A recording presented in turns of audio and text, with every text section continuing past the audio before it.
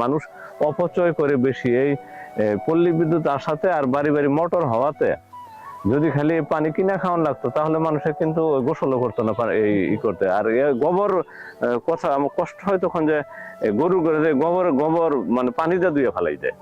এটা খুব এটা যে কত বড় ক্ষতিকর, আর এর জন্য মানুষকে যে কত কষ্ট করতে হবে একদিন না একদিনের হিসাব কিন্তু মানুষকে দিতে হবে। সূর্যমুখী চাষে 3টা লাভ, যে কোনো ফসল করলে কিন্তু একটা লাভ, আর সূর্যমুখী চাষে লাভ হয় 3টা। আমাদের দেশে যে আনারসের জমিগুলো আছে, এই আনারসের জমিগুলো আনারস উঠানোর পরে 3-4 মাস সময় পাওয়া যায় পরবর্তীতে আনারস রোপণের জন্য।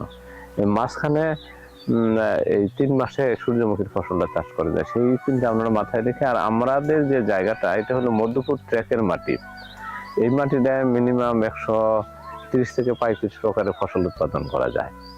ওটা চিন্তা ভাবনা করে আমি এই সূর্যমুখীর ফসলের চাষ করলাম। এটা হলো উৎকৃষ্ট একটা তুল। সূর্যমুখীটা কিন্তু উৎকৃষ্ট একটা তুল।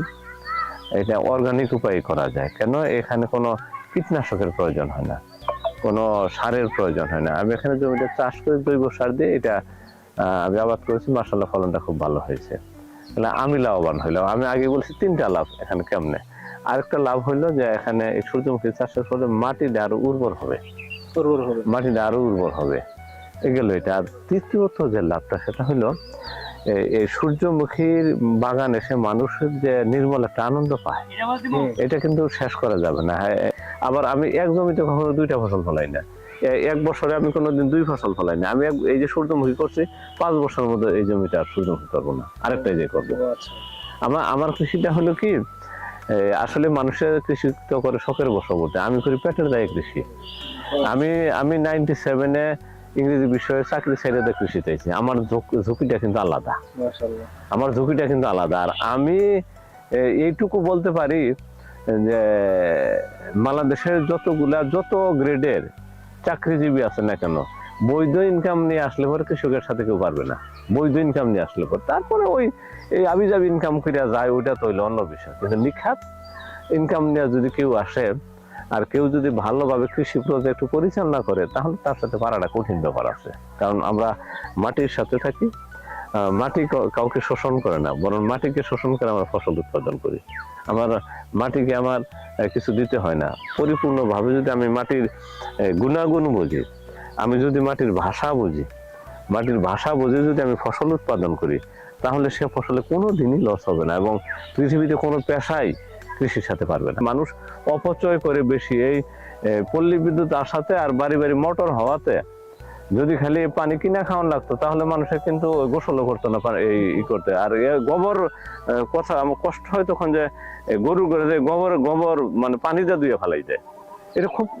এটা যে কত বড় ক্ষতিকর, আর এর জন্য মানুষকে যে কত কষ্ট করতে হবে একদিন না একদিনের হিসাব কিন্তু মানুষকে দিতে হবে। হ্যাঁ, আসলে কৃষি কাজ করতে গেলে একটু বুঝে শুনে করতে হয়। আমি আগে যে কথাটা বলছি, জৈব সার বলতে গোবরের থেকে পৃথিবীতে উৎকৃষ্ট কোনো সার নাই। কিন্তু আমরা আবার গোবরটাকে সঠিকভাবে আমরা পরিপূর্ণভাবে পরিচর্যা করি না। গোবরটাকে সঠিকভাবে পরিচর্যা করার একটা বিষয় হলো যে গোবরের মধ্যে যেন সূর্যের আলো না পড়ে, বৃষ্টির পানিও না পড়ে। সূর্যের আলো এবং বৃষ্টির পানিবিহীন যদি গোবরটাকে আমি 3 মাস স্তূপ আকারে রেখে যদি আমি জমিতে দেই, তাহলে ওখানে যে মাটির যে খাদ্যটা পাওয়া যাবে, অন্য কোনো গোবরে কিন্তু এটা পাওয়া যাবে না। কিন্তু আমাদের অধিকাংশ চাষিরা ইদানিং আসলে হয়েছে কি, মানুষ অপচয় করে বেশি এই পল্লী বিদ্যুৎ আসাতে আর বাড়ি বাড়ি মোটর হওয়াতে যদি খালি পানি কিনা খাওয়ান লাগতো তাহলে মানুষের কিন্তু গোসলও করতো না এই করতে। আর গোবর কথা আমার কষ্ট হয় তখন যে গরু করে যে গোবর মানে পানিতে ধুয়ে ফেলাই দেয়। এটা যে কত বড় ক্ষতিকর, আর এর জন্য মানুষকে যে কত কষ্ট করতে হবে একদিন না একদিনের হিসাব কিন্তু মানুষকে দিতে হবে। কারণ এটা হলো প্রাকৃতিক একটা সম্পদ। আর আমরা যদি আমি আগে বলছি, গোবরটাকে যদি স্তূপ আকারে রেখে আমি যদি একটু রোদ বৃষ্টি যাতে না হয় একটু ঢেকে রাখে আমি 3 মাস পরে জমিতে দেই, ওই জমিতে কোনো রাসায়নিক সার দিতে হবে না। কিন্তু আমরা এমন কৃষক, আমরা এমন হয়েছি যে আমরা মাটি উঠাস করতে যাই না, মানে কৃষি কাজ করতে যাই হাতের মধ্যে গ্লাভস নিয়ে যাই, মানে ওই ছাতি নিয়ে যায়, গামবুট পরে যায়। আসলে মাটির সাথে যদি আমার বডির যদি সংস্পর্শ না হয়, তাহলে কিন্তু ওই কৃষিকাজ হবে না। মাটির সাথে বডির একটা রাখতে হবে, ওই সংযোগ রাখতে হবে, এবং মাটির ভাষা বুঝতে হবে, মাটির চরিত্র বুঝতে হবে, মাটির গুণাগুণ জানতে হবে, বুঝতে হবে, তখন সে না কৃষিতে স্বাবলম্বী হবে। আর এই জিনিসগুলো মাথায় রেখে আমি চেষ্টা করি যে আমি যে বলবো যে আমি অভিজ্ঞ, আমি কিন্তু তা না, আমি কিছুই বুঝি না। তারপর আমি যারা ভালো কৃষক আছে, কৃষি সম্বন্ধে যারা অগাধ জ্ঞান রাখে, আমি তাদের পিছিয়ে পিছিয়ে ঘুরি, চেষ্টা করি যে তাদের কাছ থেকে যদি কিছুটা হলে অভিজ্ঞতা অর্জন করে যদি পারি কৃষিটাকে একটা কাঙ্ক্ষিত পর্যায়ে নিয়ে যাবো। আর সেই লক্ষ্যটা মাথায় রেখে আমি বিভিন্ন ধরনের ফসল উৎপাদন করি। এখানে সূর্যমুখী আছে, বিভিন্ন ধরনের সহজ আছে, ড্রাগন আছে, মালটা আছে, পেয়ারা আছে, কফি আছে, কলা আছে। আর আমরা এই সমস্ত জিনিসগুলো উৎপাদন করি, এবং এইগুলো উৎপাদন আমাদের খাদ্যের মানটা অনেক ভালো, কারণ আমি সবসময় কীটনাশকটা থেকে দূরে থাকার চেষ্টা করি। আমি আমার ফসলে আমি একটা জিনিস চিন্তা ভাবনা করি কি, যে ফসল দেওয়ার মালিক আল্লাহ, এটাকে আমি নষ্ট করতে পারি না।